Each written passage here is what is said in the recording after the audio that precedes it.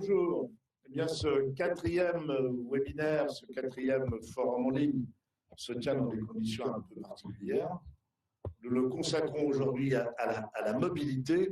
À un moment, on a plutôt le sentiment qu'il y a des restrictions de circulation. Mais enfin, la mobilité, c'est un enjeu permanent. C'est un enjeu planétaire d'ailleurs. Il s'agit d'avoir une mobilité plus douce, décarbonée, de mieux organiser, de mieux gérer les déplacements des personnes et des biens. Et puis, pour la région de Hauts-de-France, c'est également un enjeu extrêmement important pour différentes raisons. La première raison, c'est que nous sommes une région privilégiée dans le domaine de la logistique avec tous les développements que nous pouvons avoir en raison de notre situation géographique, etc. Et puis, ça s'améliorera encore quand nous aurons le canal Seine-Nord-Europe. Deuxième raison pour la région, c'est l'industrie, parce que nous sommes la région, la première région de France pour le ferroviaire et la première région de France pour l'automobile, donc des activités qui sont évidemment très très liées, très impactées par les questions de la mobilité. Et puis, comme vous le savez, nous avons des contacts étroits, un protocole d'accord que nous avons signé avec toutes les universités et les grandes écoles de la région de Hauts-de-France qui sont très impliquées dans les questions des mobilités, que ce soit à Valenciennes, à Compiègne, à Lille ou à Amiens. Et puis enfin, dernière considération, c'est que la mobilité, les transports, représentent une compétence très importante, une responsabilité très importante pour le Conseil régional et que je suis heureux d'accueillir pour nous en parler Franck Dersin, vice-président du Conseil régional chargé des transports. Oui, merci beaucoup Philippe. Alors, vous savez, le président Bertrand l'a dit, la part donc de la région dont le fonds REF 3 va désormais s'élever à plus de 100 millions d'euros, avec un effet, donc, ce qu'on cherche, un effet de levier très puissant, qui nous permettrait donc de pouvoir générer près d'un demi-milliard d'euros sur les 2 prochaines années. Et je salue, Philippe, ton action, parce que je sais que tu suis et tu es à l'initiative de tout cela. Et vraiment, nous t'en remercions beaucoup au nom de toute la région des Hauts-de-France. Alors, sur les transports, il y a eu beaucoup d'idées, il y a beaucoup de possibilités. Alors, principalement pour les trains, hein, puisque donc c'est la compétence de la région, c'est les TER, les TET, c'est aussi les cars. Hein, donc c'est une convention avec la SNCF de 500 millions d'euros sur les trains, de 350 millions d'euros pour les cars. Mais je dirais la grande tendance, là où il faut qu'on prenne des décisions importantes dans les années à venir, c'est sur les trains, puisqu'on doit racheter du matériel et surtout, on doit assez rapidement, dans les 3 ou 4 années à venir, on a beaucoup de trains, la moitié de notre flotte qui vient à mi-vie, et donc il faut la régénérer. Et c'est évidemment le moment choisi pour savoir, je dirais, avec quelle propulsion on va équiper les trains. Alors, on a plusieurs possibilités qui s'offrent à nous. Le Regiolis H2, hein, mais je dirais là, les frais de développement sont très importants, hein, plus de 61 millions d'euros. Le coût par rame, 19 millions d'euros. Donc, les régions qui ont été approchées là-dessus, parce qu'on travaille au sein de Régions de France ensemble pour prendre les bonnes décisions et avoir un effet, je dirais, levier là-dessus aussi sur le matériel et les coûts de production. Donc les régions regrettent globalement sur l'hydrogène une hausse des coûts qui est assez importante. Alors il y a une médiatisation qui est forte sur l'hydrogène, mais il faut le nuancer parce que le rendement énergétique n'est pas très bon. L'absence, je dirais, de filière verte sur ce sujet est aussi très moyen. Et la consommation aussi d'eau est très importante. Hein. C'est 20 litres qui sont nécessaires pour produire 1 kg d'hydrogène, alors qu'il faut je dirais, 400 kg par jour et par rame. Donc vous voyez, en matière énergétique et d'émissions, il faut faire attention, mais la consommation d'eau rentre aussi dans les éléments importants. Donc l'hydrogène, pour l'instant, pour le train, c'est pas tout de suite, et ça ne permet pas de répondre à la question de nos rames à mi-vie, qui est une question qui se pose dans les 4 ans à venir. Donc on a les AGC batteries, le système de la batterie. Alors la transformation d'une rame BGC bimode diesel électrique en rame bimode batterie électrique, c'est ça l'objectif. La principale, malheureusement, limite des batteries concerne la technologie au lithium. C'est aussi quelque chose qu'il faut qu'on aille chercher une ressource ailleurs. Et surtout à l'autonomie, donc, qui est de 80 km. Toutefois, c'est une transformation là, qui peut être menée par Bombardier à Crespin, ce qui nous intéresse énormément. Donc on va se lancer sur cette hypothèse, mais évidemment l'autonomie à 80 km ne nous permet pas de circuler sur beaucoup de lignes. On a l'AGC, donc GNV hybride, donc c'est un développement donc, de la méthanisation dans notre région qui permet de s'appuyer donc, sur une filière existante déjà. En 2023, donc, on a 120 sites qui produiront plus de 2 TWh de biométhane. Donc ça, c'est très intéressant. La production de biogaz permet de compenser des émissions de gaz à effet de serre donc, selon la filière. Et chaque joule produit permet d'épargner entre 45 et 70 grammes d'équivalent CO2, ce qui est intéressant. Contrairement donc, au baissant dont on va parler tout à l'heure, le GNV implique aussi des modifications importantes sur le matériel roulant. Et le gaz occasionne aussi une baisse de puissance et d'autonomie. Et pour compenser cette baisse de puissance, des batteries qui permettraient d'apporter un supplément de puissance, surtout dans la phase d'accélération, sont nécessaires. Mais le gaz est 30 à 50% moins cher que le gazole, ce qui permet donc surtout là d'envisager un retour sur investissement qui est très intéressant. Donc voilà, c'est une solution, qui nous paraît opportune et sur laquelle on va véritablement travailler. On a enfin le B100, si vous voulez, qui est proposé aujourd'hui. Il est issu du colza. Ça, tu connais très bien ça, Philippe. Les essais en banc d'essai sur les moteurs équipant donc des Réjolis montrent une diminution très importante donc, des polluants. Donc c'est très, très intéressant. La consommation évolue en revanche très légèrement, à peu près 5,6%. Les modifications sur le matériel sont mineures, donc moins coûteux pour nous, ce qui nous permet d'envisager donc très facilement cette transition sur le B100 au gazole conventionnel et inversement. Alors les seules contraintes tiennent à un approvisionnement un peu spécifique, aussi un comportement par le froid. Le B100 gèle plus vite. Et là-dessus, on travaille bien avec SNCF Voyageurs, qui donc a proposé en mars 2020 une expérimentation donc, sur le Paris-Lens, avec un coût d'expérimentation donc, qui est tout à fait acceptable. Donc voilà, vous avez vu, on essaie de faire un mix énergétique. Chaque solution a des avantages, des inconvénients, mais on ne met rien de côté, si ce n'est que l'hydrogène, c'est quand même du moyen long terme. Voilà. Très bien. Merci Franck. Alors, il y a 2 sujets que tu viens d'évoquer, les batteries et le GNV. On sera amené à y revenir tout à l'heure, précisément avec des acteurs qui sont impliqués dans ces projets. Et puis, puisqu'on parle de mobilité, je ne voudrais pas qu'on oublie non plus les déplacements urbains. On a dans la région un certain nombre de nouveautés, notamment dans le domaine des bus, que ce soit des nouveautés techniques ou des nouveautés d'usage.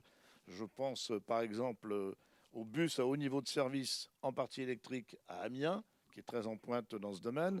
Je pense à Dunkerque, qui s'est lancé dans une opération d'usage avec la gratuité des transports. Et puis, je voudrais qu'on cite également le syndicat mixte des transports Artois-Gohelle, qui a lancé la première ligne en France de bus à hydrogène, avec une technologie 100% française, tout à fait remarquable. Bon, on aime bien quand on a été les premiers. Je vous propose d'ailleurs de regarder une petite vidéo sur le bus de Artois-Gohelle.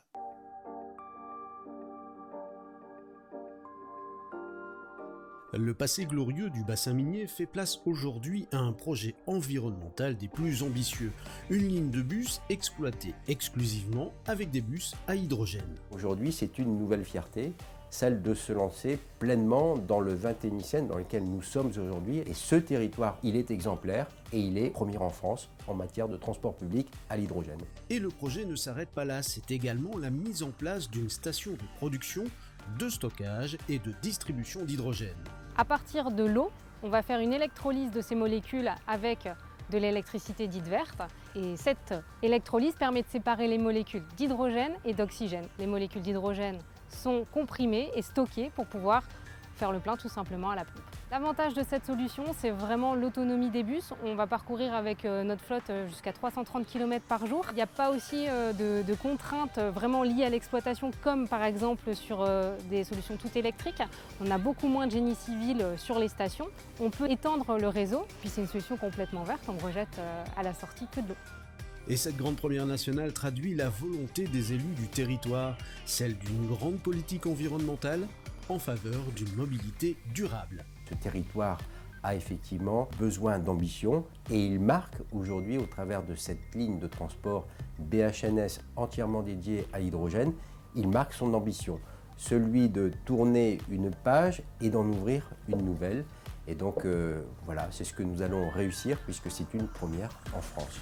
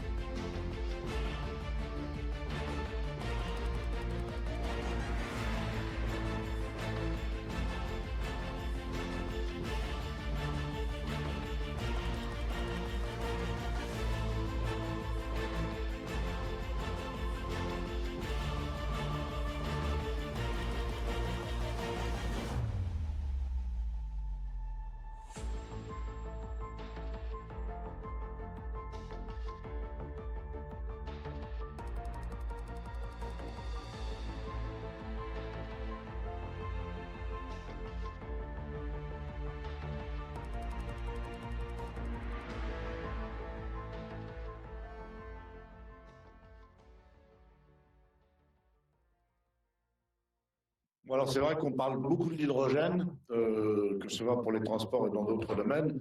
Juste, j'en profite pour rappeler que c'est un des éléments du plan de relance de l'État et que c'est aussi un des éléments importants du plan de relance dans la région de Hauts-de-France. Et je voudrais avoir le témoignage de Frédéric Lius, qui est conseiller régional délégué à la transition énergétique et qui est en charge notamment de la feuille de route régionale hydrogène. Bonjour à toutes et tous, nous nous retrouvons aujourd'hui à l'initiative de la mission REF 3 et de la région de France pour faire le point sur la filière hydrogène, une filière à laquelle on croit bien sûr énormément en Hauts-de-France. Voilà, nous avons fin 2019 adopté une feuille de route hydrogène qui est destinée à la fois à établir un master plan sur l'ensemble de la filière, de favoriser l'émergence de projets, de les accompagner, de mobiliser à la fois l'ingénierie administrative ou financière pour les rendre possibles et en même temps impulser un collectif régional. Nous avions pris de l'avance puisque c'est justement ce collectif qui a généré avec la région, avec la mission REF 3, cette feuille de route hydrogène, collectif qui réunit donc les opérateurs et partenaires publics, privés, les opérateurs aussi de l'énergie, les entreprises intéressées au dispositif, les startups. Et c'est ensemble que nous avons produit cette feuille de route. Cette feuille de route a donc été adoptée fin 2019 en séance plénière de la région. Et elle établit 4 objectifs et 10 actions. Et c'est là qu'interviennent les questions de mobilité auxquelles nous croyons beaucoup, avec mon collègue Franck Dersin, avec le président Xavier Bertrand. puisque nous souhaitons développer justement la mobilité hydrogène, que ce soit autour du train, si c'est faisable, étudions au moins le dispositif auprès des véhicules. Et là, on pense beaucoup à la fois au transport, aux bennes à ordures ménagères, ça peut être aussi les flottes captives de collectivités qu'on peut imaginer. Des projets existent, par exemple sur le Douaisis, des réflexions sont en cours à ce sujet-là avec des opérateurs. Mais ça peut être aussi les véhicules ou la manutention d'entreprises. Qui peut permettre le développement de l'hydrogène. Mais pour ça, il faut des stations aussi. Donc on y travaille, on y réfléchit avec la CM Énergie Hauts-de-France également, de façon à pouvoir rendre l'hydrogène dans la mobilité possible partout, pour tous. Franck, une réaction ? Oui, merci à Frédéric, qui est le monsieur énergie de cette région. Donc Frédéric l'a bien dit, hein, on ne met de côté aucune possibilité. On travaille sur un mix énergétique. Il y a des énergies disponibles et des technologies disponibles tout de suite. Il y en a qui doivent être encore, je dirais, travaillées. L'hydrogène, c'est certainement une énergie pour demain. D'ailleurs, le port de Dunkerque travaille beaucoup sur une usine, mais il y a les problématiques du moment, dans les 4-5 ans à venir. Et là, je dirais, il faut utiliser, je dirais bien, aussi bien le gaz que l'énergie solaire, que l'éolien en mer. Il y a un énorme projet aussi à Dunkerque. Je signale aussi que sur le port de Dunkerque était le premier port en Europe à mettre des bornes électriques pour que les bateaux puissent couper leur diesel quand ils sont là. Je sais qu'avec GRDF, on travaille avec ArcelorMittal pour remettre à niveau les locomotives au gaz. C'est quelque chose aujourd'hui de très important. Et puis, je dirais, il y a ce bouger, mais il y a aussi le transport des marchandises et l'énorme projet, et je finirai là-dessus, du canal Seine-Nord, hein, qui sera inauguré en 2028, ça y est, ça démarre l'année prochaine. Eh bien, il faut qu'on travaille dès aujourd'hui avec des constructeurs pour mettre en place, relancer d'abord la profession et mettre en place des pousseurs et des barges ou au gaz ou demain à l'hydrogène, qui permettront, sur ces barges de 4500 tonnes, de pouvoir transporter des quantités très importantes de marchandises qui ne seront plus sur les autoroutes. Et c'était bien aussi une des problématiques que nous avons aujourd'hui dans cette région. Voilà. La mobilité, c'est un champ qui est un champ très vaste et qui recouvre effectivement beaucoup de technologies. Alors, vous savez que vous avez la possibilité de poser des questions à nos intervenants. Hein. Vous avez un lien mail pour cela. Fanny Lefebvre va peut-être nous donner une première batterie de questions. Oui, j'allais le dire. N'hésitez pas à envoyer vos questions sur le chat directement de notre webinaire. J'attends vos questions. Alors, des questions pour vous, Franck Dersin. On a évoqué à l'instant les différentes expériences réussies lancées par les collectivités, notamment sur les bus à haut niveau de service. On a vu une photo du bus gratuit d'Amiens Métropole. Comment faire, c'est la question de M. Marchand, pour généraliser la mise en place des bus à haut niveau de service sur l'ensemble du territoire, donc régional, je suppose? D'abord, là, ce sont des décisions de communautés urbaines, de communautés d'agglomération. La région est là pour aider au financement. Hein. Sur les BHNS, la région a mis des dizaines de millions d'euros sur Amiens, sur Artois-Gohel, sur Dunkerque. Mais c'est avant tout des projets locaux. Et je dirais que ça a bien pris dans cette région si on se compare à beaucoup d'autres régions de France, puisqu'on a déjà, je dirais, plusieurs BHNS qui sont en fonctionnement. Et moi, je suis dunkerquois, j'ai vu, je dirais, l'évolution en termes, je dirais, de facilité de circulation, avec en plus, évidemment, cette particularité du Dunkerquois d'avoir fait le bus gratuit dans la plus grande agglomération de France, et on voit les résultats. Enfin, il y a une baisse de l'utilisation de la voiture. Donc, il faut savoir que la région est auprès des collectivités pour pouvoir, avec l'Europe aussi, hein, pour pouvoir les aider financièrement, parce qu'une opération BHNS, ça coûte beaucoup d'argent. Question qui est assez large, mais peut-être pour y répondre rapidement, nous donner les prochaines échéances. Comment concrètement les nouvelles énergies vont-elles se déployer massivement dans les transports? Alors, j'en ai parlé un petit peu tout à l'heure. Hein. On a, je dirais, à court terme, 4 ans, la rénovation de plusieurs centaines de rames qui sont à mi-vie et sur lesquelles on va, comme je l'ai défini tout à l'heure, selon les lignes, selon la longueur des lignes, selon l'utilisation utilisée, ou le gaz, ou les batteries. Et puis, même si on ne prend pas aujourd'hui la technologie hydrogène parce qu'elle n'est pas prête sur le moyen terme, c'est quelque chose qu'on voit à long terme. Bon, on va en parler de façon tout à fait concrète parce qu'on voit bien que le champ est très vaste. Il y a énormément de choses à dire. Il y a beaucoup de chantiers qui sont en cours et qui sont prévus. On ne peut pas tous les prendre, mais je voudrais qu'on en évoque trois chantiers. Le premier, c'est celui des batteries. Alors, nous savons que la région des Hauts-de-France a la chance d'accueillir ce qu'on appelle la Gigafactory, c'est-à-dire la grande usine pour les batteries. Mais il y a aussi d'autres choses. Alors, c'est à Douvrin, dans le Pas-de-Calais. Il y a aussi d'autres choses qui se passent. Il y a des innovations. Il y a des travaux de recherche qui ont été conduits et qui aboutissent à des innovations importantes. Je prends l'exemple d'Amiens, notamment, où il y a un hub de l'énergie qui s'est créé et qui est dirigé par le professeur Mathieu Morcrette. Il y a un cluster qui est un cluster qui s'appelle Energia. Bref, Amiens se positionne comme étant un centre d'excellence au niveau international sur ces questions justement de batteries de nouvelle génération. Donc je vais demander à Mathieu Morcrette, qui est directeur du laboratoire de réactivité des chimies et solides. C'est une unité mixte entre l'université de Picardie Jules Verne et le CNRS. Il a des choses tout à fait passionnantes à nous dire et nous l'accompagnons et nous l'accompagnerons pour la concrétisation justement de ces travaux. Je vais vous demander peut-être en transition. Ah ben le voilà. Le voilà. Ça va, vous m'entendez? Bon, eh ben écoutez, le mieux c'est que je vous laisse la parole. Vous pourrez mobiliser l'écran pendant quelques minutes.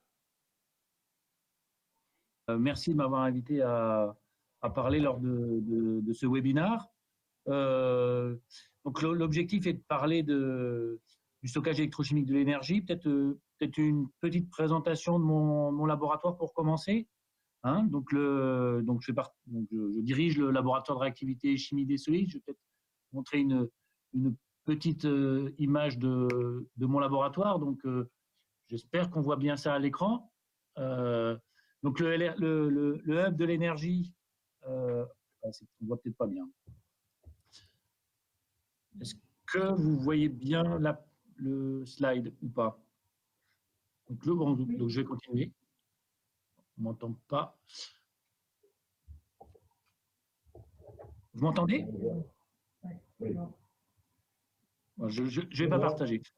Je vais pas partager. Donc le hub de l'énergie, c'est un laboratoire qui regroupe à peu près 110 personnes, dont 90% travaillent dans le domaine des batteries. On travaille dans le domaine du stockage électrochimique depuis plus de 20 ans. Donc c'est la ligne directrice du laboratoire qui a fait qu'on est le laboratoire français finalement le plus reconnu dans le domaine, et axé quand même très sur la recherche fondamentale, mais toujours avec l'idée d'évaluer les matériaux dans les conditions réelles. Et aujourd'hui, on a la chance d'être le laboratoire unique qui permet de passer de la recherche fondamentale à la recherche appliquée en fabriquant des accumulateurs de taille industrielle, donc des accumulateurs 18650, c'est la forme en fait qui détermine ce chiffre, 18650. Donc on retrouve dans les vélos électriques ou dans les ordinateurs portables. Et ces batteries représentatives permettent de tester tout ce que les chercheurs ont inventé et d'évaluer les propriétés dans des dispositifs représentatifs. Donc c'est le cœur de la recherche du réseau RS2E, donc qui regroupe tous les laboratoires français. Donc c'est vraiment le centre de la recherche française qui est centré sur Amiens et qui est en lien avec le hub de l'énergie. Peut-être, je ne sais pas, ce que je peux dire, c'est que on s'attache à tester toutes les technologies de batterie. Donc, ce que je voulais dire aussi, c'était surtout que l'enjeu du stockage électrochimique de l'énergie est essentiel aujourd'hui. Toutes les batteries sont fabriquées en Asie, hein. Et l'Europe s'est fortement mobilisée il y a 2-3 ans pour fabriquer alors ce qu'on a appelé l'Airbus de la batterie. Donc j'aime pas trop le terme parce que Airbus, il n'y a qu'un seul Airbus, hein. En revanche, il y a énormément de mobilisation pour pouvoir recentrer la fabrication des accumulateurs en France et en Europe. Et donc, il y a beaucoup de projets européens qui se montent. Et je pense qu'on a la chance, en particulier en Hauts-de-France, d'avoir réussi. Je pense qu'on peut remercier Xavier Bertrand et puis toute son équipe d'avoir réussi ça, d'avoir gagné finalement la bataille de la construction de la Gigafactory française en Hauts-de-France. C'est très très important, hein. Alors ça ne veut rien dire Gigafactory peut-être pour chacun d'entre vous. Gigafactory, ça représente les gigawattheures qui vont être produits dans cette usine. Et typiquement, c'est entre 20 et 100 000 batteries de véhicules électriques qui vont être produites en France. Donc il y a les gens qui vont les fabriquer, mais il y a bien sûr toute la matière première qui va être nécessaire pour pouvoir fabriquer ces accumulateurs. Et bien sûr, qui reste à construire, je pense que, je ne sais pas si je vais avoir des questions là-dessus, mais c'est le recyclage, parce que tous ces accumulateurs, il va falloir ensuite leur trouver une deuxième vie. Se pose la question des métaux qui sont utilisés. Et donc, voilà, peut-être que, je ne sais pas si je dois enchaîner tout de suite sur les nouveaux accumulateurs ou si vous avez d'autres questions, Monsieur Vasseur. Non, allez-y, dans le temps qui nous est imparti, enchaînez directement. Donc, la question qui se pose, c'est qu'aujourd'hui, voilà, on a le lithium-ion qui domine le marché avec alors la problématique des ressources, hein, qu'il faut adresser. Mais nous, dans notre laboratoire, finalement, on adresse aussi, et fortement, hein, c'est notre métier, les technologies de demain. Et alors, on a notre pépite qui s'appelle Tiamat, qui adresse la technologie du sodium-ion. Alors, le fait qu'il y ait du sodium, on va dire, bah oui, c'est plus abondant que le lithium, mais il n'y a pas que ça. C'est une technologie qui est puissante et qui fait beaucoup de cycles et qui, à mon sens, va trouver son marché dans le domaine des batteries et dans le domaine des batteries de puissance qui va alimenter la plupart des véhicules thermiques qui vont encore durer pendant longtemps, hein, et leur permettre de réduire de 20 grammes de CO2 par kilomètre. Et c'est ce qu'on appelle les batteries 48 volts pour lesquelles Tiamat est en très très grande avancée technique avec des partenaires industriels. Alors je ne peux pas vous annoncer des choses extraordinaires aujourd'hui, mais suivez la presse d'ici 3 semaines et je pense que vous verrez d'excellentes nouvelles autour de cette technologie sodium-ion. Alors on travaille aussi sur d'autres technologies comme des technologies lithium-soufre qui permettent d'avoir des densités d'énergie massive plus importantes. Une autre technologie que vous retrouvez aussi, c'est les batteries tout solides. Alors là, on remplace l'électrolyte liquide par un solide et ça résout a priori tous les problèmes de sécurité liés à l'inflammabilité des batteries. On stocke beaucoup d'énergie, donc c'est normal que ce soit un peu dangereux. Mais l'électrolyte liquide, les batteries tout solides il y a beaucoup d'espoir autour des électrolytes solides. Je pense que j'ai presque fini mon temps. On travaille aussi sur le lithium-air ou plein d'autres technologies. Et surtout, en fait, il y a énormément de recherches dans le monde qui travaillent dans le domaine et beaucoup d'annonces qui sont faites, qui sont parfois des choses un petit peu pas fausses, mais en tout cas trop vendues, on dirait. Donc, si jamais des questions sur des batteries au graphène ou d'autres choses comme ça, je serais ravi d'y répondre. Alors, bon, vous ne pourrez pas répondre à toutes les questions, mais on s'engage à vous envoyer toutes les questions qui nous auraient été envoyées et vous pourrez répondre en direct. Peut-être une question quand même. Juste peut-être une question pour Mathieu Morcrette. Comment vous travaillez concrètement avec les constructeurs automobiles? Je crois qu'il y a une collaboration de votre hub avec le groupe Renault. En fait, on travaille avec Renault, mais on travaille avec Mersen. On fabrique des matériaux avec Mersen qui est sur Amiens. On travaille avec Nanomakers. On travaille beaucoup avec Renault aussi, hein, dans les batteries toutes solides. Il y a plusieurs, pour répondre vraiment à votre question, en fait, on travaille soit via des CIF, soit via des projets collaboratifs. Et on travaille soit sur leurs projets directs, c'est-à-dire sur les électrodes qui rentrent dans la ZOE, par exemple. On a travaillé là, sur ce sujet-là, sur la ZOE 1, la ZOE 2 et la ZOE 3. Et on travaille aussi sur les technologies amont, parce qu'en fait, ils ont besoin de faire leur veille technologique pour anticiper finalement les découvertes de demain. Donc à tous les stades en fait du projet, sur la batterie directe, sur ce qui va arriver et sur ce qu'on va inventer demain. Voilà. Une autre question, Fanny? Pas pour M. Morcrette peut-être, mais peut-être pour l'un de vous deux, Philippe Vasseur ou Franck Dersin. Est-ce que le projet de Douvrin profitera autant au territoire que l'a été Toyota pour Valenciennes, Renault pour Je pense Douai? que la réponse, elle tient en un mot. La réponse, oui, bien évidemment. Moi, j'ai une toute petite question pour M. Morcrette, pour le professeur Morcrette. C'est sur le recyclage des batteries qu'on a évoqué il y a un instant, qui pourrait représenter une activité importante dans les Hauts-de-France. Alors d'abord, je vais juste une petite aparté par rapport à ça. Les batteries font entre 1000 et 2000 cycles. Et si on a une autonomie de 400 km, vous voyez que ça fait 800 000 km de cyclage pour une voiture.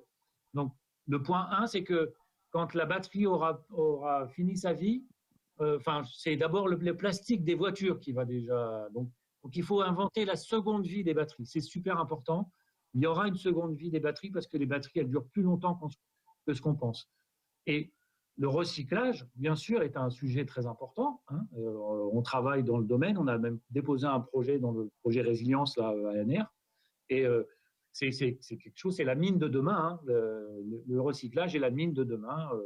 Donc, les procédés restent à inventer. On a besoin de récupérer le lithium, c'est super important. Et on travaille dedans très, très fortement. Le prochain webinaire qui aura lieu donc le 17 novembre sera consacré à l'économie circulaire. Et donc, on sera amené à apporter des réponses, disons, aux questions que vous avez ouvertes ainsi. Merci, professeur Morcrette. Et puis, bon, à très bientôt. On aura l'occasion de travailler à nouveau ensemble. Je vous remercie beaucoup. Et puis, Et puis, on va passer au deuxième chantier, le chantier ferroviaire, en quelque sorte, puisqu'il s'agira de remplacer, comme l'a dit Franck Dersin tout à l'heure, de remplacer le diesel par d'autres carburants, en quelque sorte, et notamment par le GNV. Je rappelle que nous sommes la première région industrielle pour le ferroviaire de France et qu'en matière de GNV, nous avons de grandes ambitions. Et donc, j'accueille Caroline Malplatte, qui est directrice nationale du projet GNV chez GRDF et qui va donc, je l'espère, nous annoncer des volontés ambitieuses en la matière. Tout à fait. Bonjour. C'est bon, ça fonctionne? Je vous remercie de m'accueillir. Peut-être pour commencer, préciser ce qu'est le bio-GNV avec un petit peu d'étymologie. Le bio-GNV, donc dans bio-GNV, il y a bio, puis il y a GNV. Bio, c'est comme biométhane. C'est du méthane d'origine renouvelable. Le méthane, c'est une molécule, le CH4, que 11 millions de Français ont choisi pour se chauffer, pour cuisiner, pour des processus industriels. Ce méthane, on le produit de façon renouvelable à partir de déchets, donc les déchets agricoles, ce qui reste d'une plante qui n'est pas consommée, les effluents d'élevage, mais aussi vos déchets alimentaires, des déchets industriels, les boues d'épuration, tous déchets organiques qu'on fait fermenter à 37 degrés et qui, au final, créent deux produits, de l'engrais organique, donc qui va permettre à nos agriculteurs d'utiliser des engrais organiques donc, qui ne vont pas polluer les sols, qui ne vont pas polluer les eaux et qui seront aussi gratuits pour eux, ce qui est un point important, et du biométhane, donc du gaz naturel, du gaz. C'est là tout le génie pour moi du biométhane, c'est qu'avant, on utilisait de l'énergie pour détruire nos déchets et on importait de l'énergie, du gaz naturel de l'extérieur. Maintenant, nos déchets deviennent de l'énergie et en fait, on les produit localement. La filière biométhane a créé 4 000 emplois en 2019. On imagine 50 000 emplois, un peu plus de 50 000 emplois à horizon 2030. Ensuite, et ça, la région Hauts-de-France connaît bien et ne s'y est pas trompée, puisqu'en fait, elle investit massivement dans le biométhane. Aujourd'hui, il y a 36 unités de méthanisation qui sont ouvertes. Il y en a 6 qui ont ouvert ne serait-ce qu'au mois de septembre. Ça montre vraiment le dynamisme de la filière. Et il y a 365 projets à l'étude. Ensuite, dans BioGNV, il y a GNV. Donc le GNV, c'est le gaz naturel véhicule. En fait, vous prenez le moteur classique qu'on connaît tous et au lieu de mettre du diesel à l'intérieur, vous mettez du gaz. Vous allez me dire, mais ça change quoi? En fait, ça change tout. Ça change tout parce qu'on a tous en tête qu'une chaudière au gaz, c'est beaucoup plus propre qu'une chaudière au fioul. Parce qu'en fait, le gaz, quand il brûle, il est propre, contrairement au fioul. Donc, c'est un changement qui est assez facile puisqu'on utilise un moteur qui est connu, qui est maîtrisé et donc qui est peu cher et qui est immédiatement disponible et qui a le bon goût. En plus, en tout cas, la principale marque qui vend des véhicules GNV en France produit tous ces moteurs en France, tous ces moteurs GNV en France. Il y a près de 30 millions de véhicules qui circulent au gaz en France et dans le monde, et il y en a 23 000 en France, dont 4 000 bus. Là encore, on est ici dans une région qui est très en avance. 100% des bus de Lille circulent au gaz et depuis belle lurette. Dunkerque, Boulogne-sur-Mer, il y a beaucoup de collectivités. Aujourd'hui, la dynamique est portée par le transport de marchandises. Il y a de plus en plus de véhicules de la grande distribution qui circulent au gaz. Vous parlez d'économie circulaire pour le prochain webinaire. Je vais vous donner un exemple sur le GNV. Les déchets alimentaires des supermarchés repartent dans le méthaniseur. Un supermarché, ça fait faire 400 000 km de camions. Donc voilà, un bel exemple d'économie circulaire. Donc ça se développe et on s'est dit pourquoi pas le train en fait, parce que le train c'est un usage qui est assez difficile à décarboner et contrairement à ce qu'on pense, il y a quand même 46% des lignes aujourd'hui qui ne sont pas électrifiées et ça représente 20% du trafic. Qu'on est allé regarder un peu ailleurs comment ça se passe, on a vu qu'il y avait 11 pays qui utilisaient ou étaient à l'étude très sérieuse de locomotives au GNV. Il y a l'Inde, plus d'1 milliard de personnes qui ont 50 locomotives. À l'inverse, il y a les USA qui en ont 40.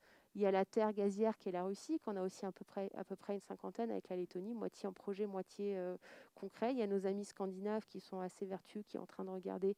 La Suède et la Norvège sont en train de l'étudier. Donc on s'est dit, regardons en France ce que ça donne. Il y a 2 particularités, effectivement. Tout à l'heure, M. Dessin le disait, l'hydrogène, ce n'est pas pour tout de suite. Et c'est vrai que des locomotives, ça a besoin d'énormément de puissance, d'autonomie. Et donc ça, on sait que l'électrique seul, avec les batteries, a un peu de peine à y arriver, puisqu'il va falloir sinon des masses et des kilos de batteries pour faire avancer. Et puis il y a une autre particularité qui est aussi importante dans les locomotives, c'est que c'est des véhicules c'est des matériels qui durent très longtemps. C'est-à-dire un train, ça a une durée de vie d'à peu près 40 ans. Donc, parce que tout d'un coup, on a décidé de décarboner, on va peut-être pas mettre tous nos trains à la poubelle, parce que nos trains, déjà, on a eu besoin d'énergie pour les produire, on a émis du CO2, donc autant les utiliser. Et c'est pour ça qu'on a fait, avec la région Hauts-de-France, avec REV, des études sur 2 types d'usages. L'usage fret, donc plutôt sur du fret industriel avec un usage assez intensif. Une étude a été menée avec vous, donc avec REV3, avec Hauts-de-France, Fret SNCF notamment, l'ADEME, Norlink, pour regarder en fait si, au lieu d'injecter du diesel dans les moteurs, on injectait du gaz. Donc on changeait juste la carburation en gardant le moteur. Donc c'est des mouvements qui sont assez mineurs, donc qui sont relativement peu coûteux. Je parle à l'échelle évidemment d'un train, pas à l'échelle d'une personne. C'est de l'ordre de 200 à 250 000 euros par train. Et ce qu'on voit, c'est qu'en faisant cette modification qui n'est pas énorme, on arrive à baisser de 30% les NOx et de moitié le CO2, tout simplement. Et on pourrait avoir un prototype dès 2021. Deuxième point sur lequel on peut aussi beaucoup avancer, c'est les locomotives dans les TER, sur le train de transport de voyageurs. Aujourd'hui, il y a 80 matériels bombardiers sur le territoire de Hauts-de-France qui circulent avec du diesel et qui va avoir une rénovation à mi-vie dans les années qui viennent. C'est-à-dire que donc, au bout de 20 ans, le véhicule est complètement désossé et remis aux normes, gros ménage de printemps, on va dire. C'est l'occasion de faire des modifications majeures. Souvent, on ajoute le Wi-Fi, on ajoute des services pour les voyageurs. Et donc là, ce qu'on propose, c'est l'étude qui a été menée, c'est de dire, faisons un moteur hybride. Utilisons l'électrique, les bienfaits de l'électrique. Donc ça permet au moment où le véhicule entre en gare, qu'il soit silencieux, qu'il n'émette rien du tout. Et utilisons le BioGNV pour la puissance sur la partie quand on est dans la campagne, quand il y a des besoins d'autonomie un peu plus importants. Donc, de la même façon, là, il y a un retour sur investissement qui est conforme avec la durée de vie restante de ce véhicule, qui est de 20 ans, pardon, avec des coûts de transformation qui sont de l'ordre de 700 000 € par train. Si on met tout à bout, tous ces investissements, bout à bout, pour la région Hauts-de-France, ce serait une enveloppe de l'ordre de 65 millions qui permettrait de décarboner en très majeure partie et à moindre frais et sans créer de nouvelles tôles, de nouvel acier, l'intégralité des trains TER et une grosse partie du fret d'une grande entreprise de la région. Cerise sur le gâteau, le fait que notre industrie régionale du ferroviaire peut travailler sur ce projet, ce qui n'est pas le cas avec le train à hydrogène. Tout à fait. Ce qui est assez intéressant, je trouve, avec la solution BioGNV, qui est une des solutions du mix énergétique, c'est qu'elle permet vraiment de relocaliser la valeur de la transition énergétique sur les territoires. Chaque unité de méthanisation qui ouvre, c'est 3 à 4 emplois. Les moteurs sont produits en France ou en tout cas en Europe. On n'a pas les problèmes dont on parlait tout à l'heure de production des batteries avec des terres rares qui sont délocalisées, même hors d'Europe, et dont on ne connaît pas encore les points de recyclage. Et c'est vrai que par rapport à d'autres énergies, enfin là je parlais de l'électrique, les niveaux de maintenance sont équivalents en fait. La maintenance n'est pas une maintenance programmée depuis l'étranger, mais une maintenance qui est réalisée par nos ouvriers, par nos garagistes sur notre territoire. En tout cas ici, nous dans la région, on y croit fermement. Je note 65 millions, on relèvera ce défi. Fanny, des questions? Oui, pour vous, Caroline Malplate, il y a des questions. Selon vous, laquelle des deux applications, locotracteur ou train passager, sera opérationnelle en premier? Locotracteur pour des points purs sujets d'homologation, c'est-à-dire qu'on se rend bien compte que les temps d'homologation, de tests, de certification seront plus longs sur le passager puisqu'il transporte du monde et n'importe quel accident, petit pépin, forcément est plus lourd en conséquence que du pur transport de marchandises sur un site industriel donc, qui est protégé. En 2021, transport de marchandises et pour les passagers. 2024. C'est ça. Voilà. Il y a une question, Monsieur Chemin. Quand pourrons-nous voyager dans ces trains au GNV, nous? C'est en 2023-24, c'est ça? Oui, les prototypes pourraient commencer si c'est retenu par la SNCF en 2024. Une question, comment allez-vous vous approvisionner en BioGNV? Bonne question. Alors, le BioGNV est produit dans les fermes, principalement, et il y a les tuyaux de gaz qu'on connaît tous, qui viennent rechercher ce BioGNV, qui ensuite est transporté à chacun de nos domiciles et dans les stations GNV potentielles. Ayez juste en tête que les projets de BioGNV, les 365 projets dont je vous ai parlé tout à l'heure, qui sont sur les territoires Hauts-de-France, permettraient d'avitailler 1200 trains. Je vous en ai parlé, là on parlait de 80 trains. Donc en fait, on a des quantités de production qui sont largement suffisantes pour l'usage GNV, pour l'usage train. Merci Madame Malplate, c'est tout à fait passionnant. On a un chantier devant nous et on va y aller. À votre disposition et bon courage.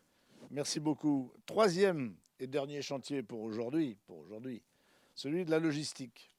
Alors nous avons l'ambition de faire de la région de Hauts-de-France la région pionnière en Europe de la grid logistique, de la logistique durable, avec notamment une cité internationale de la logistique et de la supply chain. On va vous expliquer tout ça et j'appelle donc Laurent Després à me rejoindre. Laurent Després qui est directeur d'Eura Logistique, c'est-à-dire le pôle d'excellence logistique et de la supply chain de la région de Hauts-de-France. Et puis Philippe Bourdin, président de la Chambre de commerce et d'industrie des Hauts-de-France, qui a été à l'origine de ce projet, qui est maintenant un projet porté par REV3, c'est-à-dire un projet qui implique, outre Philippe Bourdin, évidemment Xavier Bertrand. Mais d'abord, expliquez-nous ça, Laurent. Eura Logistique, c'est très bien, c'est un pôle de compétences. Et maintenant, on est parti sur un chantier, si j'ai bien compris, qui représente 40 millions d'investissements, ce qui n'est pas rien. Dites-nous à quoi ça va servir. Alors, et en quoi nous serons les premiers. On va grandir dans et pour la région. Alors, notre région est déjà très puissante en logistique et depuis longtemps avec la distribution et la BPC, de grandes plateformes, de grands terminaux, d'excellents réseaux routiers, ferroviaires, fluviaux et tous à grand gabarit. Et la logistique, on ne le sait pas toujours, mais c'est une discipline qui est le système sanguin de l'économie au niveau régional, national, international. C'est en quelque sorte le back-office de l'Internet. Rien n'arrive sans la logistique. Et puis, c'est beaucoup d'algorithmes. C'est beaucoup d'hommes et de ce qu'on appelle les usines à colis. Bref, il y a une activité extrêmement puissante dans notre région et on doit l'accompagner, surtout dans cette période. Alors, je voudrais peut-être passer la parole à un acteur, hein, en l'occurrence Bilsdero Simastock, pour nous exprimer justement les besoins qu'il peut avoir. Et puis vous nous direz comment vous allez y répondre. Lionel Van Acker, responsable du service Solutions Innovation au sein du groupe Bilsdero. Je vais vous présenter la démarche RSE au sein du groupe. À l'écoute de nos clients, de nos partenaires et de nos collaborateurs depuis quelques temps déjà, on sent une émergence des sujets RSE dans les différentes problématiques traitées au sein du groupe. Donc nous avons souhaité rentrer dans une réelle démarche. Un comité RSE a donc été mis en place au sein du groupe Bilsdero. Il y a 3 composantes essentielles qui ont attiré notre attention. La première étant le développement du capital humain, car l'humain reste le premier moteur de valeur au sein du groupe Bilsdero et des métiers du transport et de la logistique. Ensuite, nous avons souhaité travailler sur les parties prenantes, parce qu'on est persuadé que les actions seront bénéfiques si on a une démarche systémique. Je m'occupe d'un des groupes de travail sur le changement climatique et la pollution de l'air. Enjeux pour lesquels nous avons vraiment matière à travailler avec l'électrification et la gazéification de nos moyens roulants. On se fait également aider par des acteurs régionaux tels que Eura Logistique dans l'ensemble de cette démarche.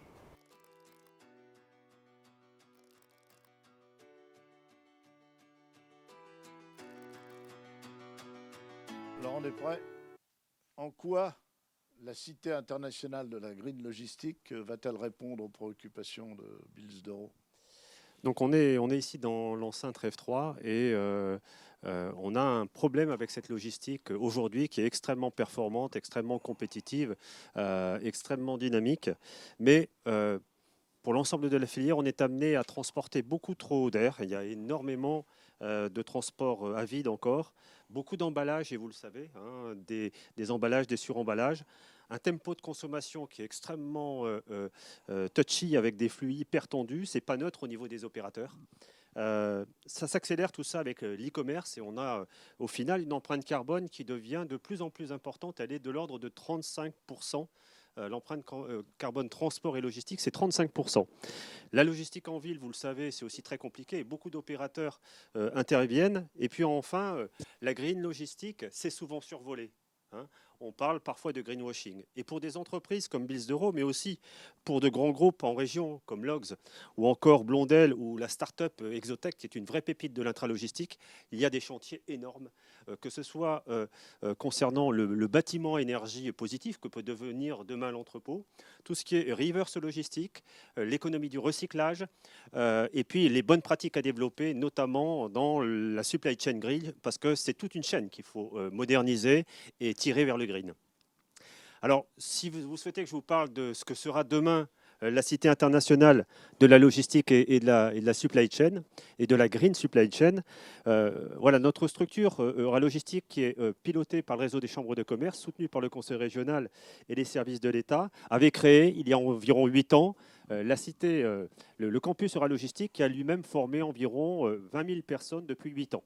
Mais ce n'était pas suffisant, on a besoin de franchir un cap nouveau, tout simplement parce que les entreprises, qu'elles soient logistiques, mais aussi la logistique dans l'industrie, elles sont très en retard en matière de supply chain management, et c'est la Banque mondiale qui le dit.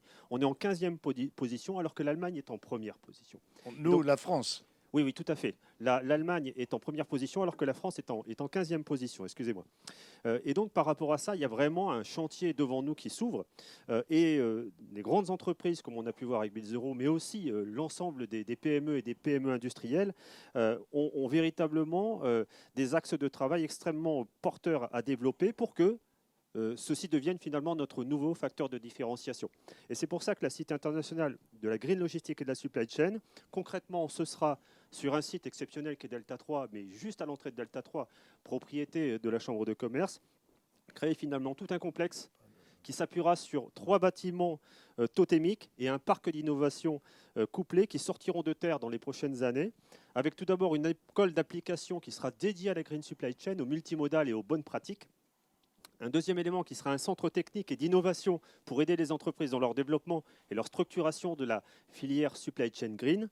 Et enfin, un incubateur national de start-up du domaine couplé à un parc d'innovation. Tout ça fait sens et tout ça, c'est un ensemble qui est au service de l'ensemble de l'appareil territoire et entreprise de la région Hauts-de-France demain. Ça, c'est un projet qui va enfin aboutir concrètement. On la pose quand, la première pierre? Je vous laisse la parole par rapport à ça, ainsi qu'au président Jourdain. Alors c'est au président Jourdain peut-être de répondre. J'imagine. Écoutez, il faut être pragmatique, il faut se donner des objectifs, surtout dans cette époque très troublée. Donc ce sera le 6 mai 2021. Le 6 mai 2021, nous posons la première pierre de la Cité internationale de la logistique. Vous relevez le défi? Tout à fait. Et on sera exemplaire en Europe.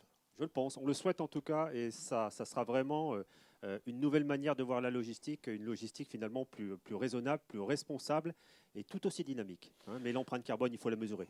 Et il faut rappeler aussi que la logistique, c'est de l'emploi. C'est énormément d'emplois, on ne le sait pas toujours, mais environ 144 000 emplois sur l'ensemble des Hauts-de-France, qui est juste énorme.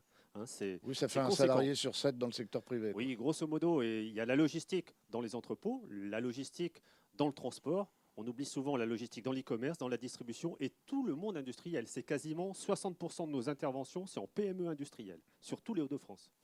Philippe Bourdin, c'est finalement plus qu'un projet aujourd'hui, c'est une opération qui est lancée. On peut dire aujourd'hui que le lancement officiel se fait et qui est tout à fait significative et symbolique de Rêve 3. Oui, c'est ce dossier sur lequel nous travaillons, et je remercie encore Laurent Després depuis des années, c'est quelque part un aboutissement et c'est une convergence. C'est un aboutissement parce qu'on ne cesse depuis des années de dire que notre région a un emplacement extraordinaire. Extraordinaire, et ce serait criminel de ne pas profiter de cet emplacement, puisque nous avons une façade logistique une façade maritime, de 232 km. Nous avons une métropole transfrontalière. Nous sommes au sud, limitrophe avec la région parisienne et ses 12 millions d'habitants. Et nous avons, dans un rayon de 300 km, 80 millions de consommateurs. Ça, il faut savoir en profiter. Donc, nous avons créé Norlink, nous avons travaillé sur les ports intérieurs, nous avons travaillé sur le fluvial énormément, nous avons travaillé sur l'ensemble des impératifs nécessaires à développer la logistique. Maintenant, nous arrivons à un aboutissement. Nous arrivons à un aboutissement parce que la Norlink, ce que nous avons créé, l'ensemble des acteurs qui travaillent ensemble pour le développement de cette région logistique, eh bien, Norlink maintenant a besoin de la Cité internationale de la logistique. La Cité internationale de la logistique est indispensable, c'est un hub d'expertise qui est indispensable pour aller plus loin. Donc, le moment est venu. C'est aussi la convergence Rêve 3. Nous travaillons au début, dans nos réunions, nous parlions très peu de Rêve 3. Mais Rêve 3, ça se développe considérablement. La transition énergétique, ça devient un point majeur de tout développement et ça devient un facteur de différenciation. Donc ce facteur de différenciation, il faut travailler dessus et la green logistique, et Laurent a beaucoup travaillé sur la green logistique c'est notre moyen de réussir, de développer la logistique dans cette région. Et puis je dirais qu'il y a une troisième convergence, c'est que face à cette crise très importante du Covid, eh bien le réseau consulaire s'est mis en marche pour d'abord travailler dans l'urgence pour aider les entreprises, mais aussi travailler sur des projets ambitieux, Rêve 3 financement dont on a déjà parlé, Et puis cette Cité internationale de la logistique, et puis la formation, parce que la Cité internationale de la logistique, c'est aussi de la formation, et on ne s'en sortira pas sans formation. Donc voilà, c'est vraiment l'objet d'une attention très très forte, d'une volonté très forte et d'objectifs très précis.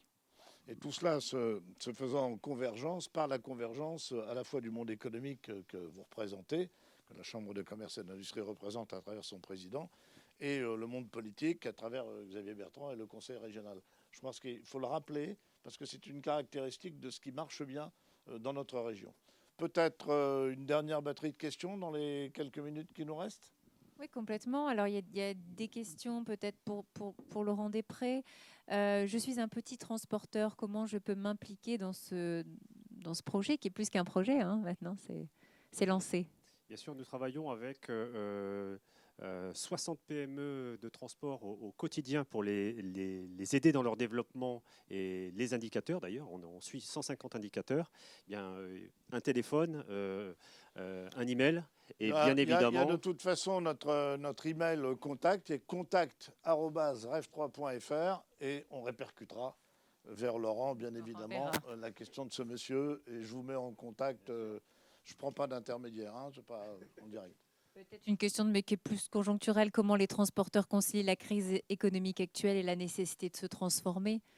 Mais la green logistique fait sens aussi avec le Covid. Alors, il est certain qu'observe-t-on aujourd'hui? Voilà. On a une période qui est tout à fait spéciale, même si la filière transport logistique a été relativement moins impactée que les autres du fait en fait de la continuité et des échanges.